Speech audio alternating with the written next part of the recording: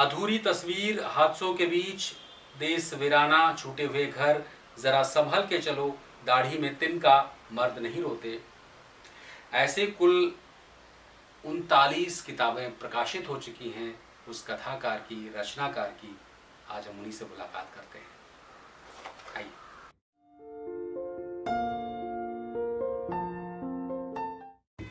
सूरज जी, आपने उनकी दुनिया को देखा है और जो बाकी लोगों की दुनिया देखते रहते हैं, एक नई दुनिया रचते हैं रचनाकारों के।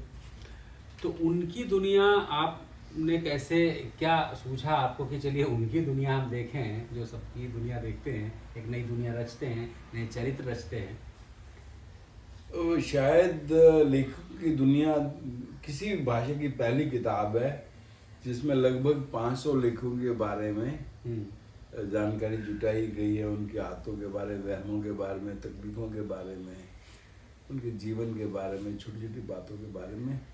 दरअसल मैं बहुत दिनों से चाह रहा था कि ऐसा कोई काम किया जाए, तो मैंने किताब तैयार की है। इसमें 3 हिस्से हैं।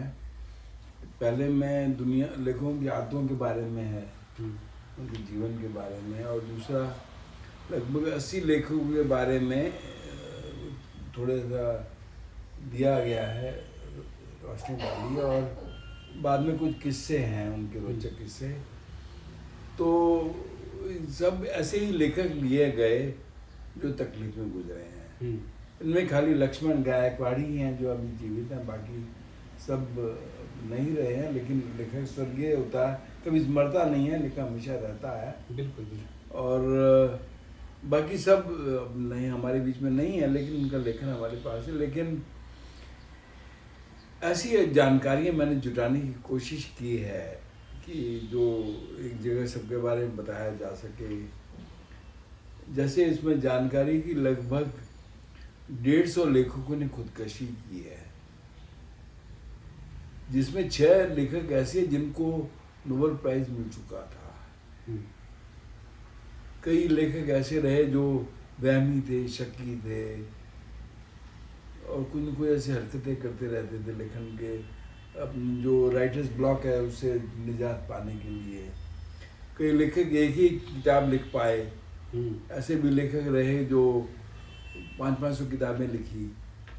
सबसे कम उम्र के लेखक, सबसे बड़े लेखक, सूरदास 106 साल जिए, सबके बारे में जानकारी है। और बस होता चला गया। अद्भुत किताब है, बहुत अद्भुत जानकारी है।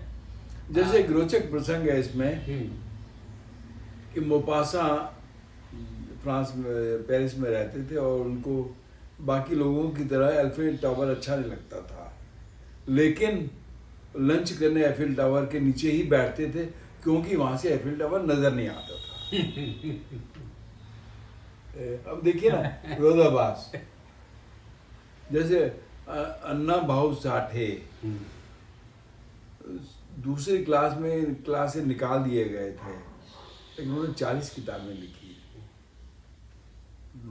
नौटंकी और वो जो उनका जो खेला करते थे, सारी चीजें, अद्भुत व्यक्तित्व था। लिखा उनके आगे अपना फकीरी से फकीरा तक का सफर। फकीरा फिल्म उनकी कहानी पे बनी थी। एक और थे नारायण सुर्वे, मराठी के लेखक, जो कचरे के डिब्बे में मिले थे मजदूर को, और वो 7वीं तक पढ़ पाए थे, लेकिन उनको पद्मश्री मिली। उन्होंने सिर्फ 140 कविताएं लिखी, लेकिन मराठी के सबसे बड़े जनकवि हैं नारायण सुर्वे। और वो जिस स्कूल में चपरासी थे, अंदर उनकी कविताएं पढ़ाई जाती थी। ये जो जीवन है ना, लेखक का जीवन बहुत खेल खिलाता है, बहुत तकलीफें देता है, बहुत। एक लेखक लक्ष्मण गायकवाड़ के बारे में भी आप जिक्र कर रहे थे। लक्ष्मण गायकवाड़ चोर चुक्कों के परिवार से आते हैं। जब उनके पिता ने तय किया कि उनको पढ़ाएंगे लिखाएंगे, तो बिरादरी ने उनका विरोध किया कि जेब कतरा कम हो गया। तो ये थी आज हमारी बातचीत हिंदी के वरिष्ठतम, श्रेष्ठ कथाकार सूरज प्रकाश जी से, जिन्होंने अनुवाद का बहुत काम किया है, आत्मकथाएं लिखी हैं।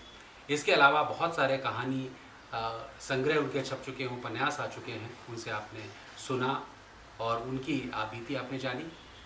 अगर आपको ये चैनल अच्छा लगता है तो निश्चित रूप से इसको सब्सक्राइब कीजिए, शेयर कीजिए, कमेंट कीजिए। धन्यवाद।